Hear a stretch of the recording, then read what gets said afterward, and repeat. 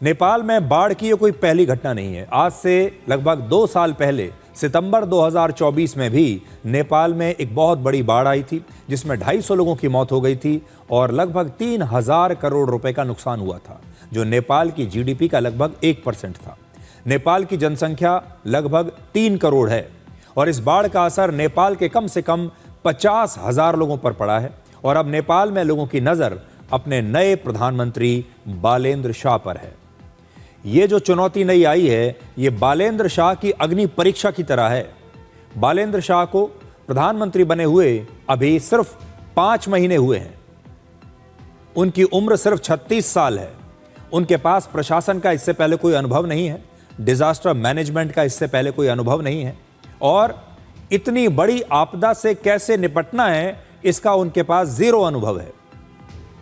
अब इस बाढ़ में बतौर प्रधानमंत्री उनकी सबसे बड़ी अग्नि परीक्षा है कि वो नेपाल के लोगों की उम्मीदों पर कैसे खरे उतरते हैं। इतनी बड़ी बाढ़ के बाद उन्हें सिर्फ राहत और बचाव का काम नहीं संभालना, बल्कि पूरे प्रशासन से एक साथ काम करवाना भी होगा और राहत का काम बहुत ही तेजी से उन्हें करवाना होगा।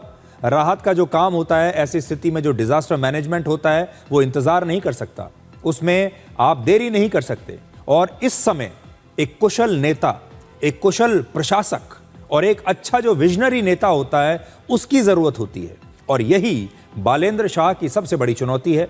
ऐसी घड़ी में अगर उन्होंने सही फैसले लिए, अगर वो इस संकट का, इस दुख का सही से सामना करते हैं ठीक से और ज्यादा से ज्यादा लोगों की जान बचा पाते हैं, उन तक राहत पहुंचा सकते हैं, तो उनकी नेतृत्व क्षमता पर लोगों का भरोसा बढ़ेगा।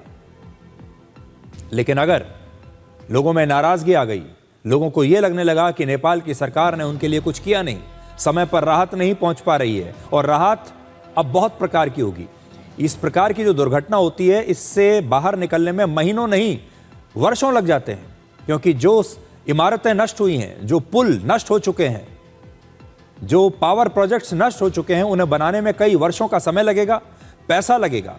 और अब यही संकट तय करेगा कि बालेन्द्र शाह सिर्फ बदलाव का एक चेहरा भर हैं या मुश्किल वक्त में सरकार चलाने की क्षमता भी उनके पास मौजूद है। इसलिए ये जो मुसीबत की घड़ी है, ये नेपाल के लिए तो, नेपाल के लोगों के लिए तो एक बहुत बड़ी चुनौती है ही, लेकिन नेपाल के नए प्रधानमंत्री 36 साल के बालेन्द्र शाह के लिए भी एक बहुत बड़ी चुनौती है, क्योंकि उनका अनुभव जो है अभी तक प्रशासन का, वो सिर्फ 5 महीने का रहा है। इस समय नेपाल में जो बाढ़ आई है, उसे लेकर इस समय की सबसे बड़ी खबर यह है कि इस बाढ़ में लगभग 750 लोग लापता हैं, जिसमें से भारत के 170 पर्यटक हैं और कुल मिलाकर 100 लोगों की मौत हो चुकी है। तिब्बत में कैलाश मानसरोवर की यात्रा से वापस लौट रहे एक ग्रुप में भारत के 77 टूरिस्ट इसी इमिग्रेशन सेंटर पर मौजूद थे, जहां पर फ्लैश फ्लड की वजह से सबसे पहले नुकसान हुआ था। ये जो तस्वीर हमने आपको दिखाई है अभी थोड़ी देर पहले, जिससे हमने शुरुआत की थी, ये भारत के जो पर्यटक हैं, ये वहीं पर मौजूद थे।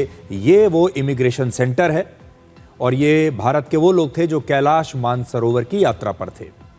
नेपाल के प्रधानमंत्री बालेन्द्र शाह ने मदद के लिए प्रधानमंत्री मोदी को धन्यवाद दिया है और 27 अगस्त को सुबह 4 बजे भारतीय वायुसेना का एक विमान लगभग 10 टन राहत सामग्री के साथ नेपाल जाएगा।